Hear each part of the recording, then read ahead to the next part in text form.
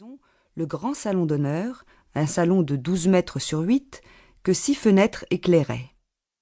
Puis, il avait installé là, dans un compartiment, son cabinet, et dans l'autre, le cabinet de ses clercs. Le premier étage comptait en outre 4 pièces, dont la plus petite mesurait près de 7 mètres sur 5. Madame Rostand, Frédéric, les 2 vieilles bonnes, habitaient des chambres hautes comme des chapelles. L'avoué s'était résigné à faire aménager un ancien boudoir en cuisine, pour rendre le service plus commode.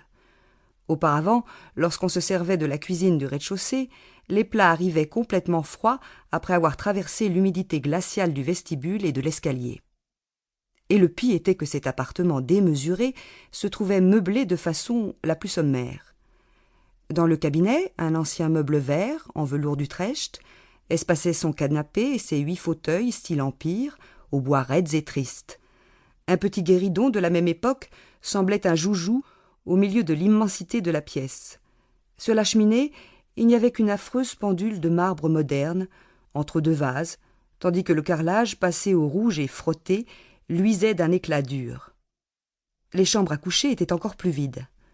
On sentait là le tranquille dédain des familles du Midi, même les plus riches, pour le confort et le luxe, dans cette bienheureuse contrée du soleil où la vie se passe au dehors.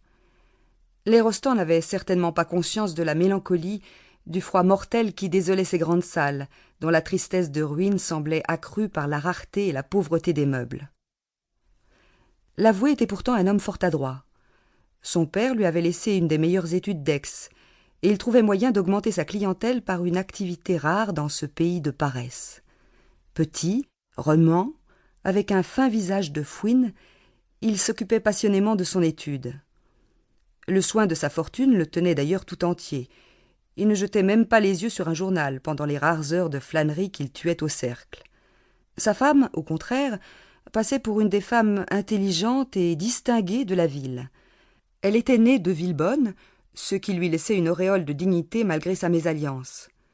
Mais elle montrait un rigorisme si outré, elle pratiquait ses devoirs religieux avec tant d'obstination étroite qu'elle avait comme séché dans l'existence méthodique qu'elle menait.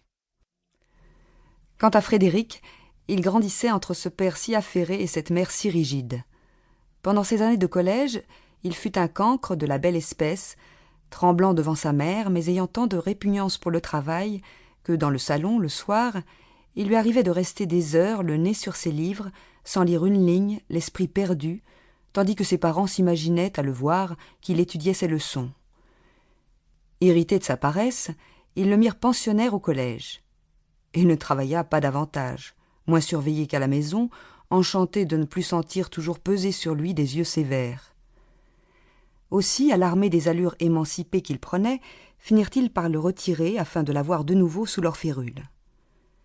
Il termina sa seconde et sa rhétorique, gardé de si près qu'il dut enfin travailler. Sa mère examinait ses cahiers, le forçait à répéter ses leçons, se tenait derrière lui à toute heure, comme un gendarme. Grâce à cette surveillance, Frédéric ne fut refusé que 2 fois aux examens du baccalauréat. Aix possède une école de droit renommée, où le fils Rostand prit naturellement ses inscriptions. Dans cette ancienne ville parlementaire, il n'y a guère que des avocats, des notaires et des avoués, groupés là autour de la cour. On y fait son droit, quand même, quitte ensuite à planter tranquillement ses choux. Il continua d'ailleurs sa vie du collège, travaillant le moins possible, tâchant simplement de faire croire qu'il travaillait beaucoup. Madame Rostand, à son grand regret, avait dû lui accorder plus de liberté. Maintenant, il sortait quand il voulait, et n'était tenu qu'à se trouver là aux heures des repas. Le soir, il devait rentrer à 9 heures, excepté les jours où on lui permettait le théâtre.